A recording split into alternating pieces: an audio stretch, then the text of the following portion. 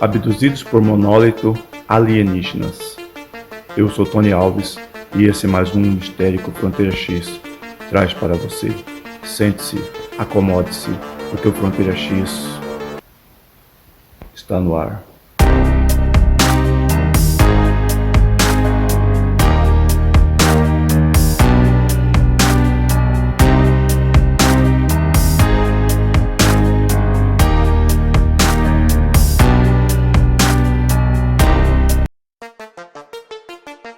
Existem inúmeros encontros com supostos alienígenas por aí. As pessoas têm relatado encontros estranhos com entidade enigmática há algum tempo. Na maioria das vezes, tende a se inclinar para os comuns alienígenas Grey, mais conhecidos na cultura popular. Os mais animalescos, reptilianos e os loiros de aparência humana nórdico e as criaturas vistas em tais encontros realmente perfazem a maior parte dos casos. Ocasionalmente, há alguns relatos muito distantes e completamente bizarros mencionados.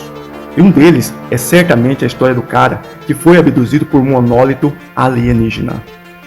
Era a noite de 26 de janeiro de 1977 e tinha sido uma noite muito boa para Lee, de 19 anos. Ele foi para a casa da namorada na cidade de Prospect, Kentucky, Estados Unidos. E quando saiu, à 1 da manhã, estava de bom humor. Ele entrou no carro e começou sua curta viagem de volta para casa através de fazendas e campos até onde a vista alcançava.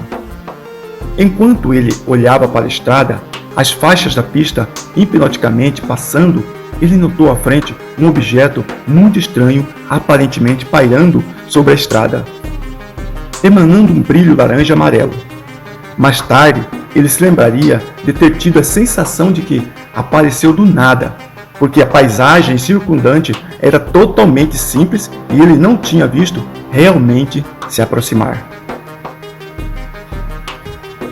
À medida que se aproximava, ele podia ver que parecia ser retangular, talvez 12 metros.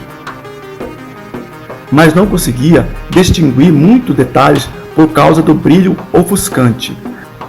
À medida que se aproximava do objeto, seu carro começou a apresentar vários problemas elétricos. Os faróis piscando e o rádio de repente ficou silencioso. Sua visão pareceu ficar turva e então o objeto se ergueu no ar e disparou noite adentro em grande velocidade. Ele se sentia como se estivesse prestes a perder a consciência, mas conseguiu voltar para casa, onde sua noite ficaria ainda mais estranha. Assim que ele entrou pela porta, ele percebeu que algo estava errado. Embora a casa da sua namorada ficasse a 7 minutos de carro, quase uma hora tinha se passado, inexplicavelmente. Então, quando sua mãe o viu, ela quis saber o que havia acontecido com os seus olhos. O que fez olhar no espelho para ver que estava extremamente irritados e vermelhos. E ele também sentiu que estava muito doloridos. Naquela noite, ele mal dormiu, lembrando-se daquela estranha nave retangular. Do período perdido e ficando cada vez mais convencido de que o que havia visto era devido aos olhos irritados e vermelhos. Ele começou a suspeitar que algo muito bizarro havia acontecido naquela estrada e que sua memória do que acontecera talvez não fosse toda a história. Na manhã seguinte, ele contou à mãe o que havia acontecido e ela foi muito compreensiva, até mesmo contatando o hipnotizador local Lawrence Allison, bem como dos pesquisadores de OVNI chamados Don Erkin e Carla Ruckert. Eles decidiram tentar hipnotizar e ver que tipo de memórias ele poderia desenterrar, o que acabaria sendo mais estranho do que qualquer um deles havia previsto. Clarice seria hipnotizado, levado de volta à estrada naquela noite, explicando o que estava acontecendo em sua cabeça e vendo a bizarra nave triangular.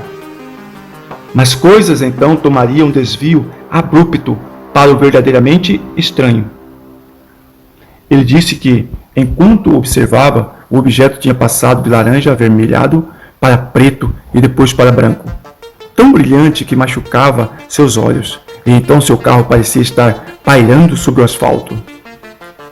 Então, de repente, ele não estava mais no carro, mas sim sentado em uma enorme sala circular com paredes brilhantes, As dimensões da sala eram tão grandes que ele estimou que fosse anormalmente maior do que o objeto real que vira. E havia um estranho movimento de balanço, como se estivesse em um barco no mar. A sala estava completamente vazia, exceto por 3 máquinas extraterrestres, estranhas ou criaturas de algum tipo. Uma tinha cerca de 6 metros de altura, toda preta e parecia um monólito ou lápide. A única coisa quebrando seu exterior era um único braço sem mão comum na janela. A outra era muito menor, com cerca de 1,8 metros de altura. A aparência é um cubo branco, luminoso puro com outro cubo no topo como uma cabeça e 2 braços dobrados contra seu corpo.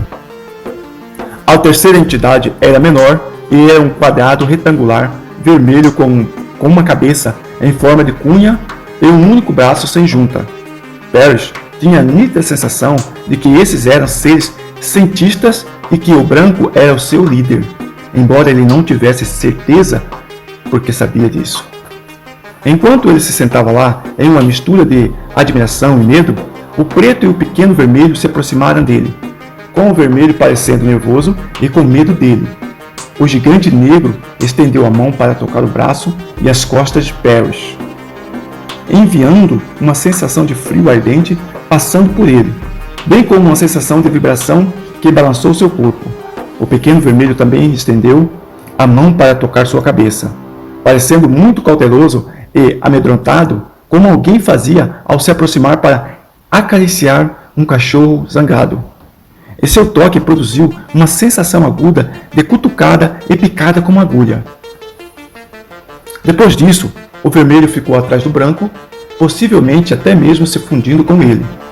Parrish não sabia dizer, e o branco começou a produzir um som desagradável que parecia um som de raspagem rítmica.